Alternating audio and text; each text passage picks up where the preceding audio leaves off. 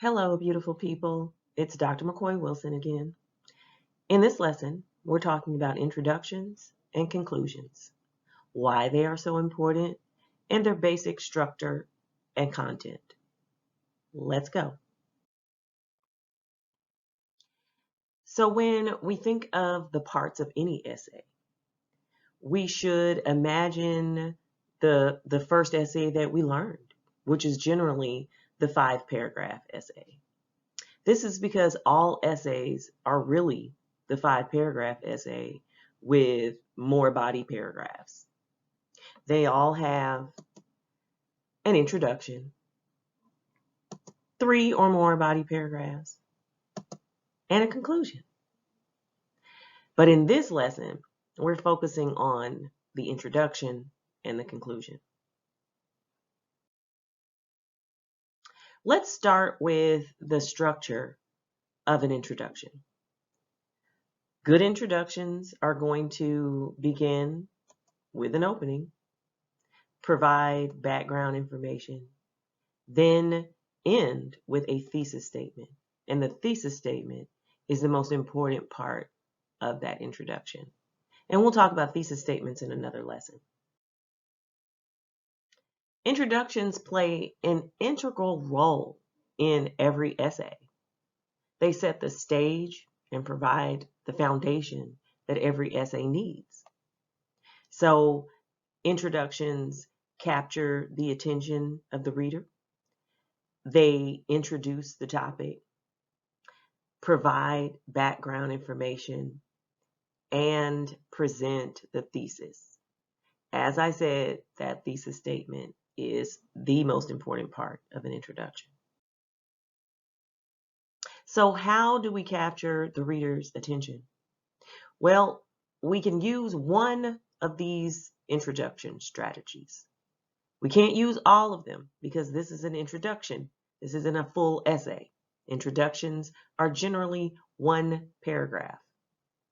So we can either begin with a short, relevant narrative. And I say relevant because the short, relevant narrative, which should be a few sentences, no more than 2 or 3, because you've got a whole lot of other sentences to deal with in this introduction. The narrative needs to be relevant to the essay that you're about to write. Why would you tell this story at the beginning of the essay other than to capture the reader's attention? Well, you've got to answer that question with the question of relevance. What does it have to do with the rest of this essay? Or you could begin your essay with a short, relevant quote.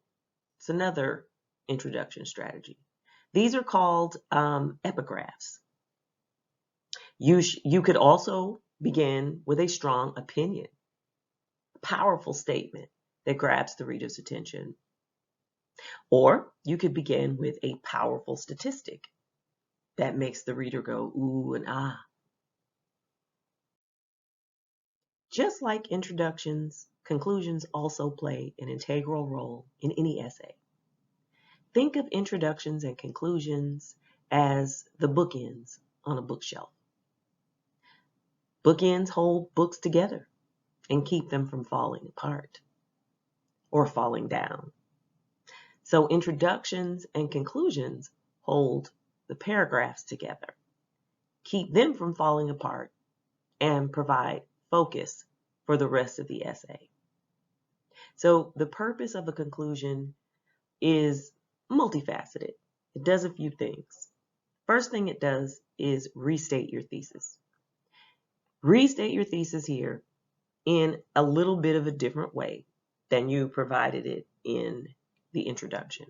So don't write it verbatim. Shake it up a little bit, and the purpose of restating it is to remind the reader of the purpose of the whole rest of the essay that they just read. Then the conclusion recaps the main points of that essay, so still driving that point home. And here, the most important thing that it does, that the conclusion does, is provide a revelatory ending, generally by recalling that introduction strategy that the writer used in the introduction.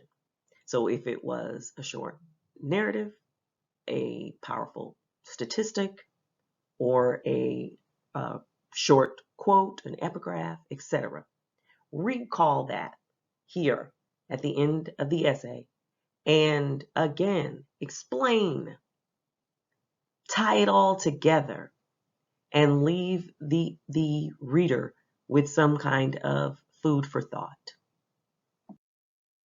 Ultimately, introductions and conclusions are all about strong beginnings and strong endings. They can make or break any essay. So focus on those introductions and focus on those conclusions. That's it, everybody. Happy writing.